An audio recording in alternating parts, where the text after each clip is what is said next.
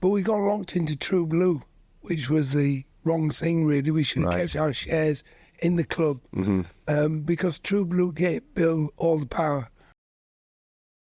A lot of it, the Everton section, is about your, if I can use the word, at times tumultuous relationship with Bill Kenwright. There were good times and there were tougher times. And I mean, you're at pains in the book to say that obviously he comes under scrutiny there, but you know he's not there to defend himself anymore. So you're very careful in the way that you choose your words in that respect. And with Bill and obviously your relationship with him.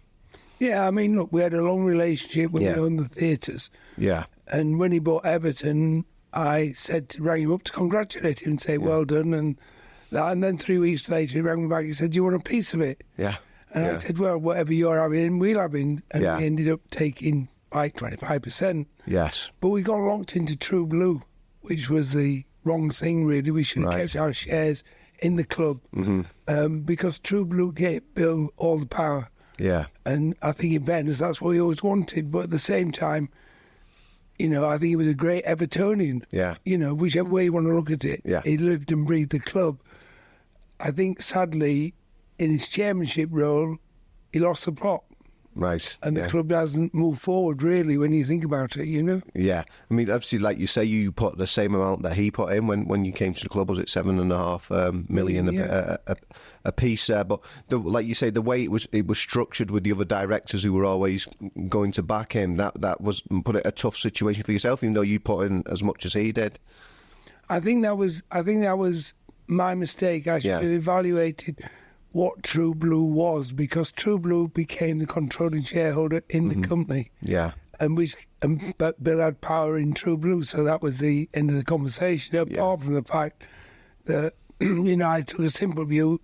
You look after the team and the results, and we look after how we can develop the brand and the club. Yeah. Which is where we went down the road with the King's Dock. Yeah. Was it a tough decision for you to make, given that you didn't necessarily have a football background? You've done so much stuff together in the theatre and the entertainment world, but it was kind of a new venture for yourself. It was a huge learning curve. Yeah. Because, you know, look, in a way, it's a piece of entertainment in what he was doing. It just has like 50,000 fans want to see it and more. And I think one of the things that we learned very quickly was, you know, what the fans felt about Liverpool and the Everton team. Yeah. And being an Evertonian was a new learning curve for me completely. Yeah. I mean, what did you find then in terms of that then, in terms of the passion, the intensity? I think the passion and the intensity, I think that was a big thing. I mean, you know, when we were struggling in those first couple of years, we used to get letters from wives saying, my old man's getting up at 2:30 in the morning, he can't sleep, he's driving me mad, will you sort this club out? You know? And you know, like today. He's a joiner and he can't work, he can't earn his money, he's worried about what's happening at Everton, you know? Yeah. And I think that's probably the whole case all over again at the moment, you know, that everybody's worrying what is happening with the club. Of course, yeah.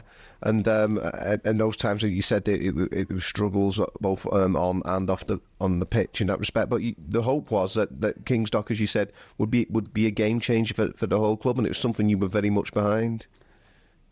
We spent 3 years working with the city and with Liverpool Vision, and it was a fantastic opportunity. And when we were successful in winning the bid, you know, that was a huge achievement, because it would have put Everton where Spurs are today, because it was designed by the same architects. Yeah. But, you know, we designed it as an entertainment destination, which is what the council wanted at the time, because they wanted to do the stadium for City of Culture. Yeah. And so we designed it so the pitch rolled out, the roof closed, we could put Madonna on today and we could play Arsenal tomorrow, and that was just would have been a game changer for Everton in every which way. Yeah, I mean, if I take a quote actually from the book, from yourself, you said, be able to grab the attention from Manchester by pulling in all the biggest acts.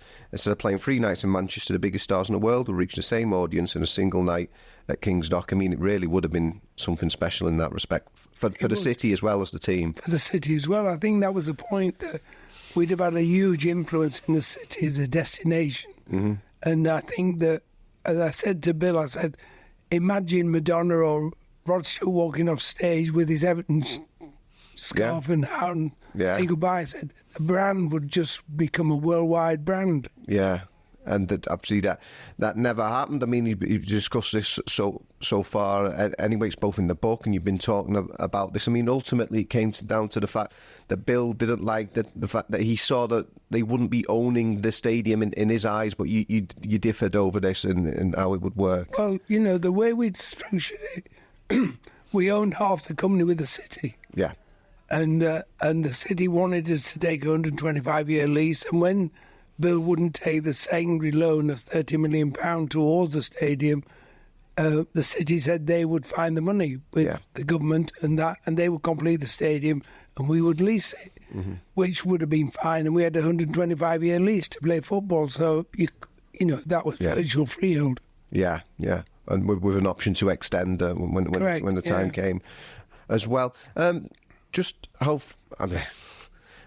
frustrating was that for you? You put in all that hard work and then moved to turn around and say, well, no. I felt like we'd been relegated. Yeah. Which I think was, everybody's feeling we'd lost. We don't like losing. And the thing was, it would have been a great scheme. It would have sat here in the city centre on the dockside. Everybody would have had to pass it. Yeah. Everybody would know that Everton's home was there.